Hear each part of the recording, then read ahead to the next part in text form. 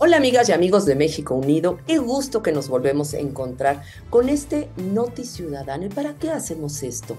Justamente para que podamos como ciudadanía estar muy bien informados y hacemos un resumen breve para que ustedes conozcan las notas más importantes que se han dado en esta semana, pero sobre todo para seguir contando con la construcción de una ciudadanía muy bien informada. Aunque hay algunos que ya están muy desmotivados, que ya no hay nada que hacer, hay muchísimo que hacer. Es por eso que es necesario que continuemos con estos espacios que nos ayudan a saber cuál es el ambiente, cuáles son los temas coyunturales que estamos viviendo como país y qué están haciendo nuestras autoridades. Pues bien, si les parece. Pero antes de comenzar, les queremos pedir que si les gusta nuestro canal, nos den un like, se suscriban, nos ayuden a compartirlo y activen esa campanita que está por ahí para que reciban de forma inmediata en sus celulares nuestras acciones, nuestras actividades, los nuevos videos. Pues bien, si les parece, comenzamos. Nuestros líderes nos están informando completamente sobre la designación de los cárteles como grupos terroristas. Está siendo honesta Claudia Sheinbaum. Un día después de que el Registro Federal de Estados Unidos notificara la designación de los 6 cárteles mexicanos más peligrosos como organizaciones terroristas extranjeras, el Departamento de Estado y el Departamento del Tesoro hicieron oficial lo que ya se sabía. Dijeron que van a determinar cómo terroristas al Tren de Aragua, que es de Venezuela, la Mara Salvatrucha, el Cártel de Sinaloa, el Cártel de Jalisco Nueva Generación, Cárteles Unidos, Cártel del Noreste, Cártel del Golfo, la Nueva Familia Michoacana, que son estos grupos que son capaces de cometer actos de terrorismo que amenazan la seguridad de los Estados Unidos.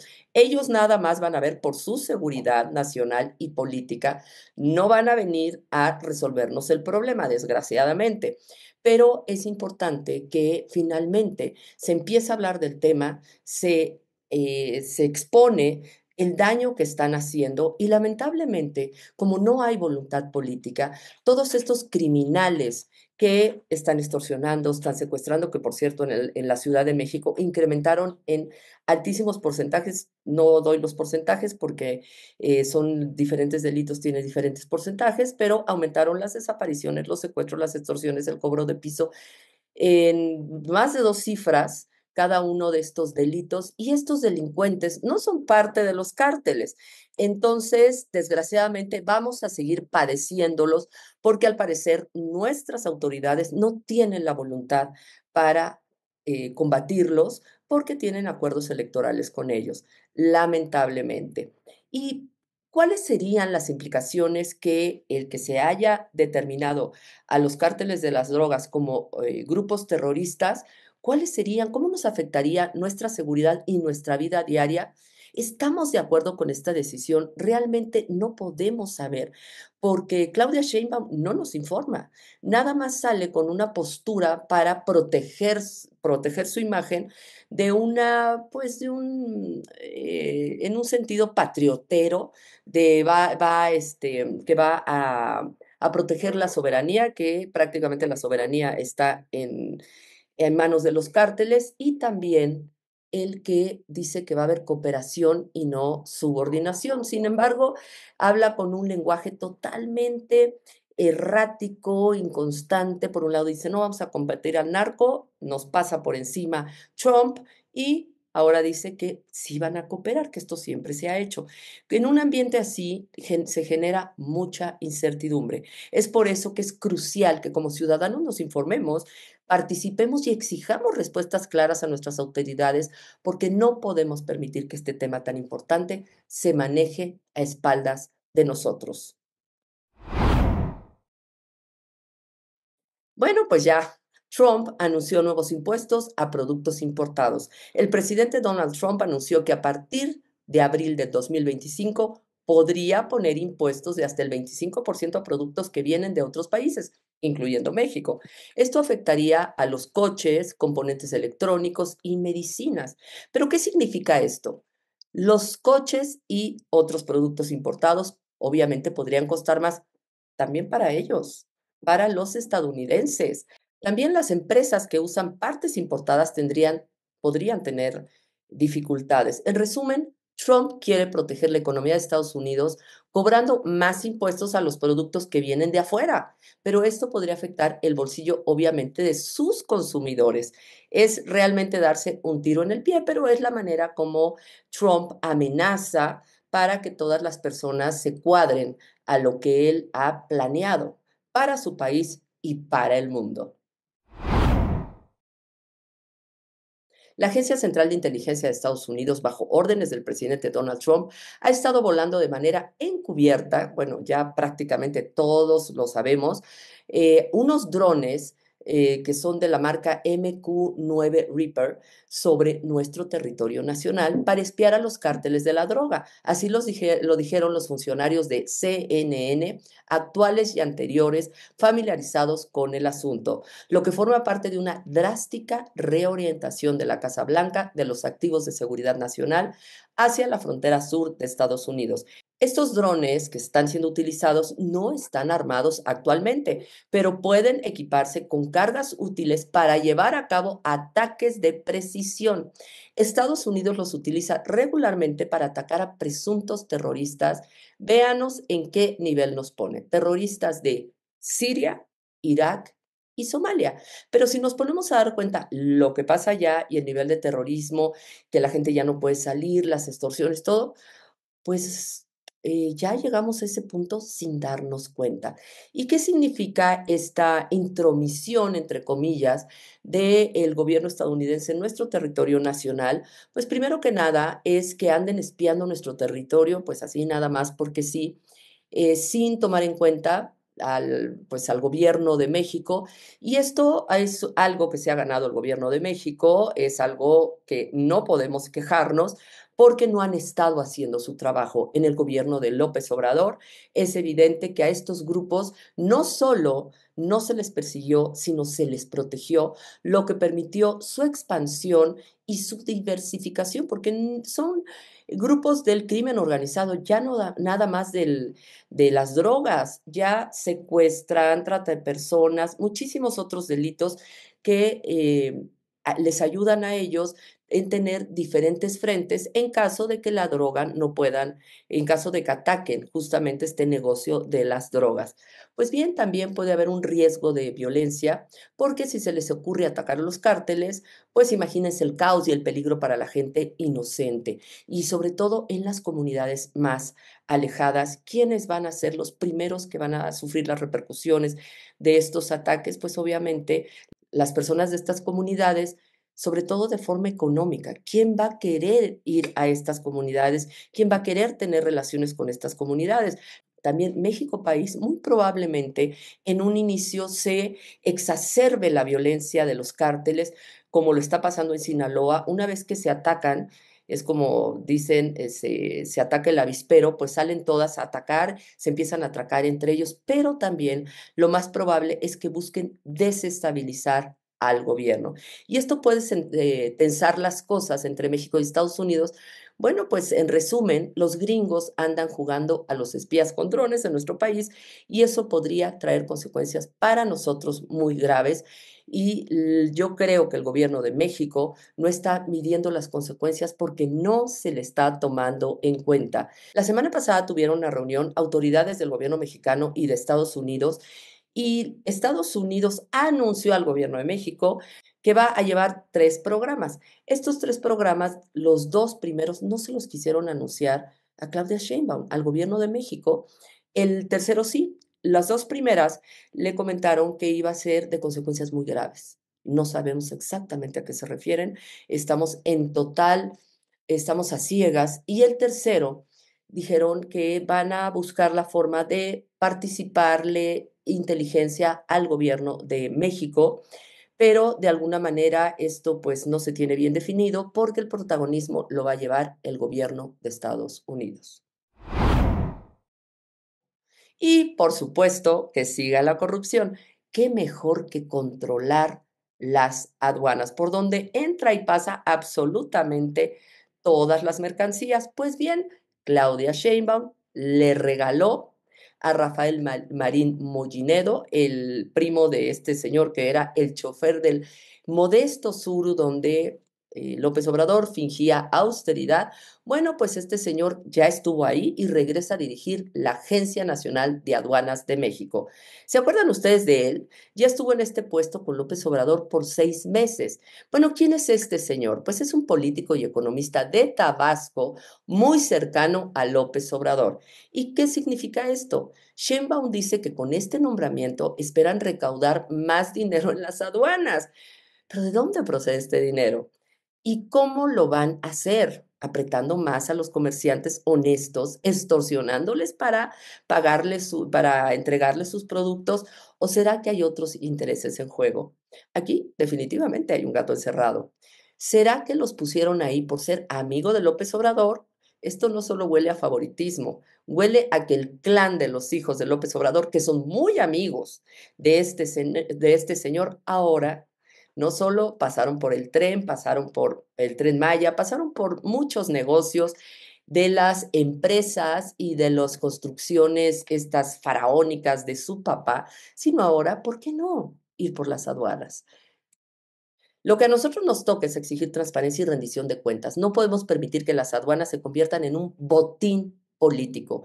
Exijamos que Rafael Martín Mollinedo trabaje con honestidad y transparencia y que rinda cuentas de sus acciones. Oigan, ¿y se acuerdan del caso de Durazo? Pues esta vez los ejidatarios de Sonora protestaron contra su hijo. Latinus así presentó la nota. Hubo mucho enojo de ejidatarios de Sonora después del reportaje que revelamos aquí en Latinos. 150 hectáreas de esos ejidatarios fueron donadas a una empresa china. ¿Quién fue el intermediario? El hijo del gobernador Durazo. ¿Y de quién es la empresa china?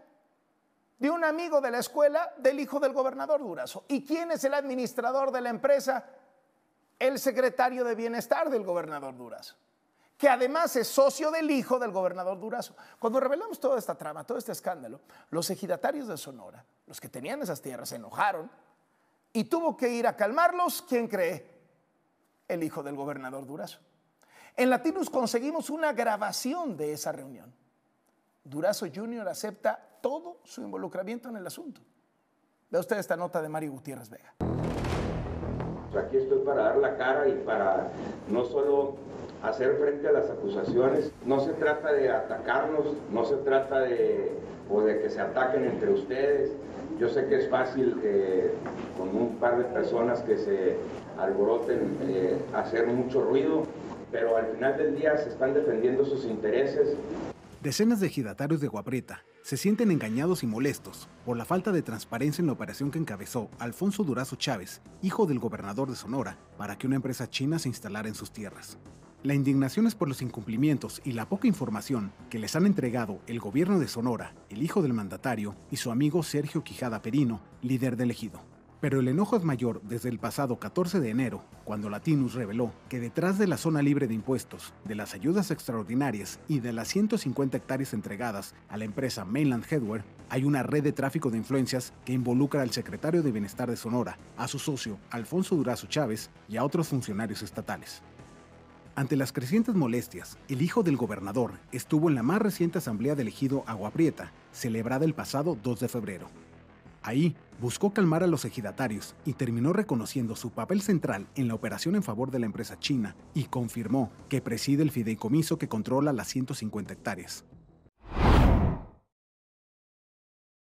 Y se siguen peleando entre ellos. Algunos senadores y diputados de Morena rechazan la afiliación de Miguel Ángel Yunes y Alejandro Murat al partido Guinda. Esto luego del anuncio de que oficialmente se sumaron al Movimiento de Regeneración Nacional. Senadores de Morena pidieron no afiliar al exgobernador de Oaxaca, Alejandro Murat, porque afirmaron representa a los gobiernos autoritarios y corruptos. Esos que ellos saben, no conocen. Y por otro lado, en el Pleno de la Cámara de Diputados, el legislador morenista Sen Yacen Roberto Escobar afirmó que los diputados de Veracruz rechazan la afiliación de Miguel Ángel Yunes, ya que no representa la cuarta transformación, pero bien contentitos y no estaban nada indignados cuando Murat les entregó el estado de Oaxaca y cuando Yunes les regaló la mayoría calificada en el Congreso para lograr la destrucción de nuestro poder judicial. Ahí se quedaron callados, ¿verdad? Pero esta indignación fue luego de que la diputada de Movimiento Ciudadana, Laura Ballesteros, afirmó que Morena tiene la mayoría en el Congreso a la mala y por la decisión del Tribunal Electoral, algo que no ganaron en las urnas, es verdad. Ellos no tienen nuestros votos y ellos se lo regalaron extorsionando, comprando, amenazando a legisladores que finalmente cumplieron con el perfil de estas personas pues de muy baja moral y que tienen mucha cola que les pisen, como Miguel Ángel Yunes y muchos otros que se sumaron y les regalaron la mayoría calificada. Y en verdad es una tragedia lo que está pasando con el país, aunque sale Claudia Sheinbaum a decir que vamos muy bien, que la economía, definitivamente nuestra economía con todo lo que está pasando, con la eliminación del poder judicial, con este autoritarismo que va avanzando, con la inseguridad y con los cárteles de la droga haciendo de las suyas, como bien lo dijo el gobierno de Estados Unidos, que prácticamente ellos gobiernan, pues bien, el Banco de México recortó su estimación de crecimiento para el Producto Interno Bruto mexicano de este año para dejarla en 0.6%. 0.6%. Esto puntual desde el 1.2% que se estimó en noviembre. O sea, no vamos a llegar ni al 1, mientras, por ejemplo, países como Ruanda están creciendo al 7%. México, un país tan rico, con un vecino del norte tan poderoso, 0.6%. Este ajuste incorpora el efecto aritmético que tendrá en la actividad económica la reducción observada en el último trimestre del año pasado, el bajo dinamismo del consumo privado y de la inversión privada que continuará en la primera mitad de 2025, así como la consolidación fiscal anunciada para este año. Bajo estas condiciones, estimaron que la economía podría registrar un intervalo de crecimiento que fluctuaría entre el 0.2% y el 1.4%, un escenario realmente terrible, pues no contempla aún las medidas que puede anunciar Estados Unidos en materia de aranceles. En verdad, esto es preocupante porque vemos a muchas personas en el país, y no es que la mayoría, que están viviendo, pues, digamos que en una total inconsciencia de esto que está pasando y no se dan cuenta el terrible problemón económico que se viene en los próximos años. Sheinbaum anunció un aumento en las percepciones salariales de los integrantes del Ejército Mexicano durante la conmemoración del 112 aniversario de la fundación de esta institución. No se necesita para hospitales, no se necesita para escuelas, no se necesita para infraestructura carretera. No, señor. Hay que dejar muy bien a los que están siendo sus cómplices al ejército mexicano. A ellos sí hay que mantenerlos muy bien.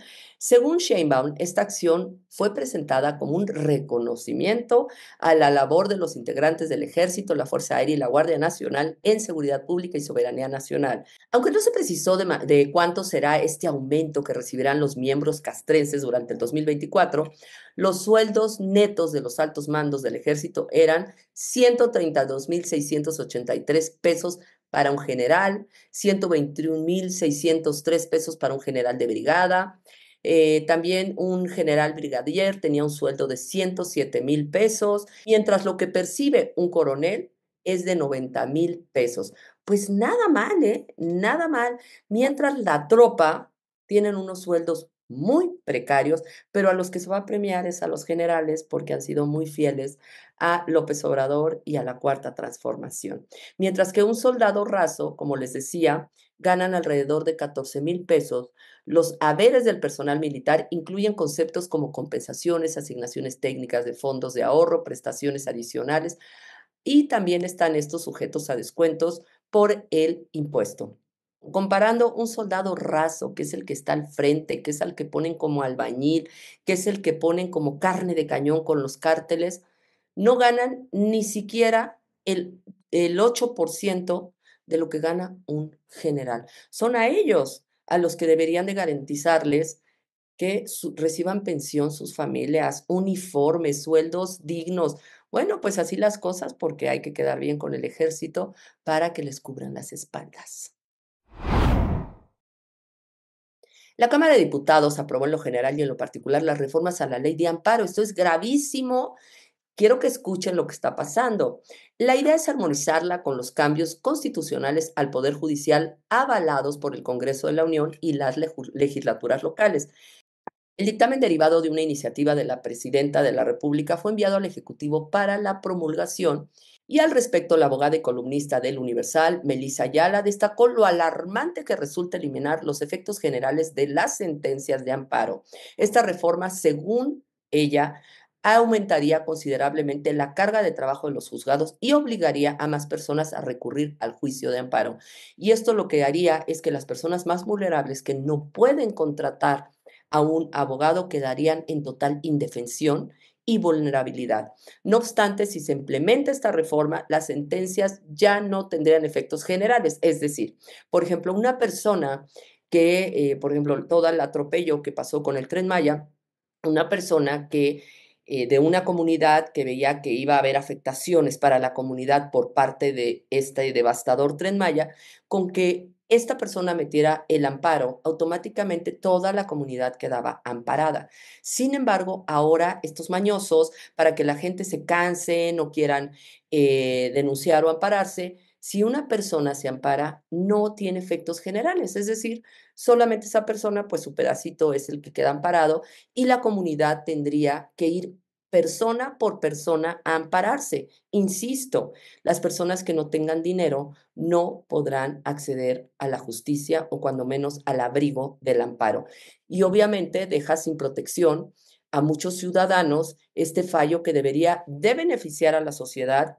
Al contrario, nos damos cuenta que Morena legisla para protegerse de la sociedad. Tras los operativos que se desplegaron en Culiacán, Sinaloa, en la tarde del 19 de febrero, trascendió que Iván Archibaldo Guzmán, el hijo del Chapo, habría escapado a través de un túnel. ¿Se acuerdan ustedes que la semana pasada les dijimos que ya habían ido por él y fue cuando agarraron al piloto? Bueno, pues ahora esto ya se hizo noticia. A nosotros nos los adelantó Anabel Hernández, por eso quisimos traérselos como exclusiva, pero ahora ya fue noticia de esta semana. En el transcurso del miércoles pasado se efectuaron operativos militares en territorio sinaloense. Durante estas acciones fueron detenidos 4 sujetos vinculados con los Chapitos, la facción del cártel de Sinaloa, que está liderada por Iván Archibaldo, este hijo del Chapo. Y según los reportes oficiales, los detenidos son José Ángel Canovio, Isunza, el Güerito, Kevin Alonso Gil Acosta, el 200, José Alonso López, el Gusi y Gustavo Acosta López. José Alonso y Gustavo fueron identificados como el tío de El 200, señalado por las autoridades como el responsable de la seguridad de Iván Archibaldo. El Güerito, por su parte, es considerado como operador financiero de los Chapitos y la mente detrás del tráfico de fentanilo. Sin duda es un gran golpe, sin embargo, de nada sirve si se sigue la estructura y sigue elaborándose el fentanilo, porque la elaboración del fentanilo no ha frenado. Por supuesto que todas estas redes también tienen que ser eliminadas, incluyendo a las redes políticas, que, bueno, está más que documentado la relación de Morena con el narco y esta complicidad de protección, y también esta complicidad electoral y también las redes empresariales. Ismael El Mayo Zambada, líder del cártel de Sinaloa, exigió al gobierno de México que reclame a los Estados Unidos su repatriación, porque de no hacerlo, la relación entre los dos países sufrirá un colapso. Esta exigencia no es opcional, dijo este capo. Juan Manuel Delgado González, asesor jurídico de Zambada en México, confirmó que la petición fue presentada ayer en el Consulado General de México en Nueva York, mediante un escrito al que Reforma tuvo acceso y donde Zambada exige que lo defienda el gobierno mexicano. Imagínense cómo se siente seguro. Y así lo dijo, debe intervenir el gobierno mexicano, obviamente refiriéndose al gobierno Morena, a fin de que el presente asunto no resulte en un colapso en la relación bilateral entre ambos países, puesto que no se debe perder de vista la irregular e ilegal manera en que el suscrito fue puesto a disposición de las autoridades de Estados Unidos. Para poder hacer esa petición, seguramente tiene elementos para poder exigir al gobierno de Morena. Ya veremos cómo en el tiempo. El Consejo General del Instituto Nacional Electoral aprobó en sesión extraordinaria rechazar la incorporación de alias, apodos o sobrenombres de los candidatos a la elección judicial en las boletas electorales, debido a que, híjole, es que se pusieron unos nombres terribles, terribles. Bueno, Lenia Batres, la ministra del Pueblo, ella así se autodenominó, pero hay otros que, por ejemplo, ya fueron mucho más descarados: el juez de AMLO, el juez del pueblo, el juez del cambio.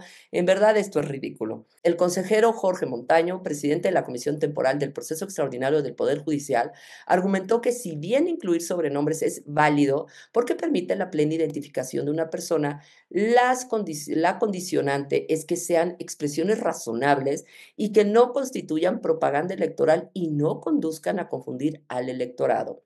El INE ha recibido desde enero al 18 de febrero 24 solicitudes de aspirantes que quieren ser registrados con este apodo, pero sí, definitivamente se va a quedar la ministra burra sin, Lenia Batres obviamente, sin ser identificada en las boletas para la votación de jueces y magistrados.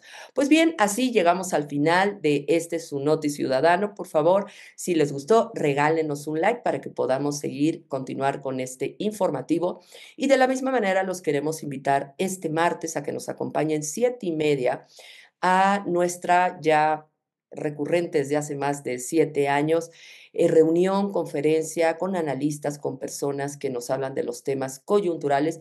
Y el jueves es importantísimo que nos acompañen también a las 7, a esta vez a las 7, porque estará con nosotros un especialista en todo el tema de asambleas, todo el tema de cómo conformar un partido político. Hoy tuvimos una reunión y esperamos próximamente el jueves 27 a las 7 de la noche volver a encontrarnos para que le podamos hacer todas las preguntas, porque es un sistema complejo, es un proceso complejo que requiere de una gran precisión para que se logre constituir el partido Somos MX, un partido ciudadano en el cual esperamos tu participación y tu apoyo, que se logre constituir para el próximo año. Muchísimas gracias y esperamos que tengan un lindo fin de semana.